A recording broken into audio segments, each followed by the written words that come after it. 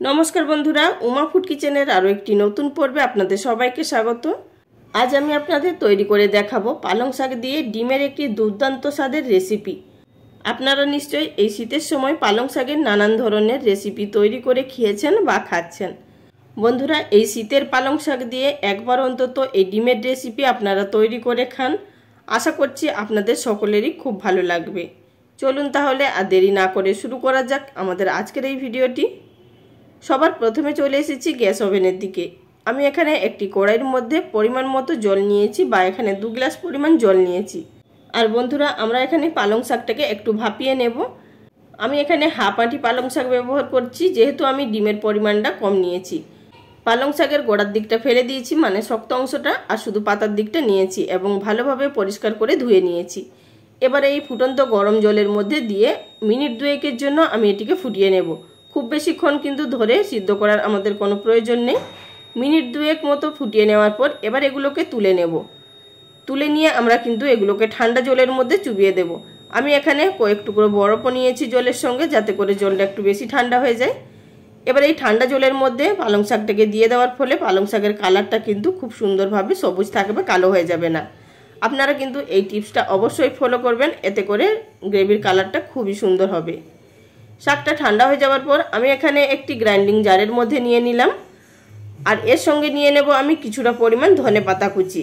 আপনারা অবশ্যই এখানে ধনেপাতা কুচিও ব্যবহার করবেন, এতে করে গ্রেভির টেস্ট এবং কালার দুটোই ভালো আসবে। কিন্তু এখানে খুব বেশি ধনেপাতা ব্যবহার করা যাবে না, এক মুঠো পরিমাণ ধনেপাতা কুচি ব্যবহার করতে পারেন। এবার এই দুটো উপকরণ খুব ভালোভাবে একটি মিহি পেস্ট তৈরি করে নিলাম। এবার চলে যাব সরাসরি রান্নাটা তৈরি করার পদ্ধতিতে।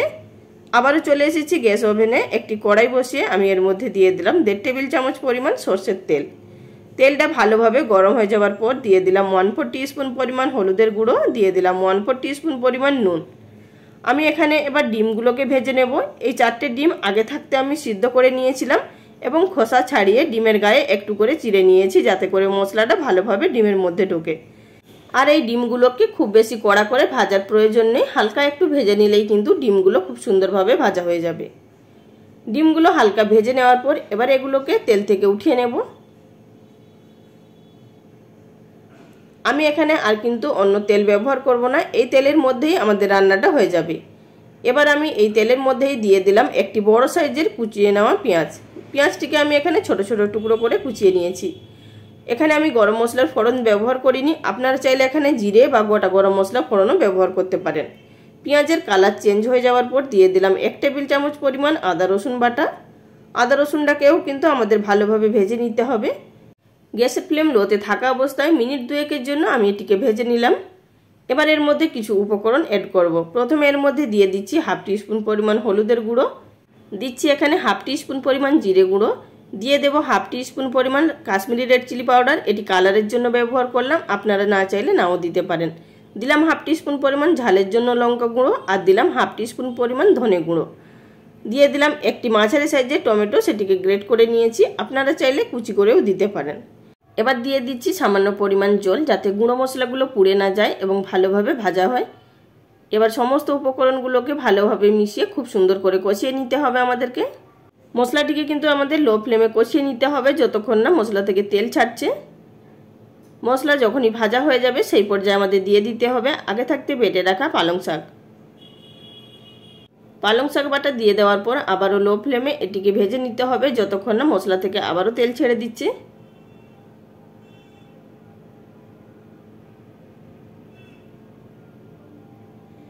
এখানে আমার মশলাটা ভাজা হয়ে গেছে। এই পর্যায়ে আমি এর মধ্যে দিয়ে দিলাম যে আমরা গ্রাইন্ডিং জারের মধ্যে বেটে রেখেছিলাম সেই জারটি ধুয়ে কিছুটা পরিমাণ জল। জলটা দিয়ে দেওয়ার পর আবারও নাড়াচাড়া করে মিশিয়ে নিতে হবে। মিশিয়ে নেওয়ার পর এবার এর মধ্যে দিলাম স্বাদ মতো নুন। নুনটা অবশ্যই নিজেদের স্বাদ বুঝে দেবেন, পালং শাক আমরা যখন সিদ্ধ করেছিলাম তখনও কিন্তু নুন দিয়েছিলাম। আর দিয়ে দিলাম সামান্য পরিমাণ চিনি। পালং শাকের মধ্যে যদি কোষ্ঠে ভাব থাকে এই সামান্য পরিমাণ চিনি দিলে স্বাদটা ব্যালেন্স হয়ে যাবে এবং খেতেও খুবই ভালো লাগবে, কিন্তু মিষ্টি হবে না। এবার এর মধ্যে দিয়ে দেব পরিমাণ মতো গ্রেভির জন্য জল, তবে কিন্তু এখানে জলটা গরম জল ব্যবহার করতে হবে, ঠান্ডা জল ব্যবহার করলে কিন্তু তরকারির টেস্ট নষ্ট হয়ে যাবে। আমি এখানে 1/2 কাপ পরিমাণ জল ব্যবহার করলাম।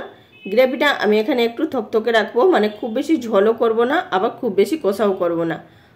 এখানে বন্ধুরা আপনারা দেখতেই পাচ্ছেন গ্রেভিটা ফুটে উঠেছে। এই পর্যায়ে দিয়ে দিলাম আগে থাকতে ভেজে রাখা ডিম। ডিমগুলো দিয়ে দেওয়ার পর নাড়াচাড়া করে মিশিয়ে নেব এবং লো টু মিডিয়াম ফ্লেমে এগুলোকে প্রায় 3 মিনিট মতো ফুটিয়ে নেব।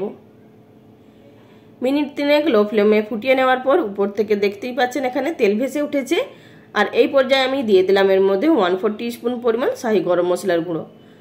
আপনারা যদি রান্নার মধ্যে গরম মশলার গুঁড়ো বেশি পছন্দ করেন সেক্ষেত্রে আর একটু বাড়িয়ে দিতে পারেন। গরম মশলা দিয়ে দেওয়ার পর নাড়াচাড়া করে মিশিয়ে নিতে হবে। এর মধ্যে কিন্তু আর বিশেষ কিছু উপকরণ এড করার নেই, এমনিতেই কিন্তু এটা খেতে দুর্দান্ত লাগবে। আমার এখানে রান্নাটা সম্পূর্ণ তৈরি হয়ে গেছে। আমি এখানে একটি সার্ভিং প্লেটের মধ্যে সার্ভ করে নিয়েছি। এটি আপনারা ভাত, রুটি, পরোটা সব কিছুর সঙ্গেই পরিবেশন করতে পারেন। খেতে অত্যন্ত সুস্বাদু হয়। আপনারা অবশ্যই একবার বাড়িতে তৈরি করবেন, খেয়ে তারপর আমাকে কমেন্ট করে জানাবেন আপনাদের কেমন লেগেছে। বন্ধুরা, আমার আজকের রেসিপি যদি আপনাদের ভালো লেগে থাকে অবশ্যই লাইক কমেন্ট করে জানাবেন। আর যদি আমার চ্যানেলে কেউ নতুন দর্শক বন্ধু হয়ে থাকেন, ভিডিওটি যদি আপনাদের ভালো লেগে থাকে চ্যানেলটি সাবস্ক্রাইব করে নেওয়ার অনুরোধ রইল।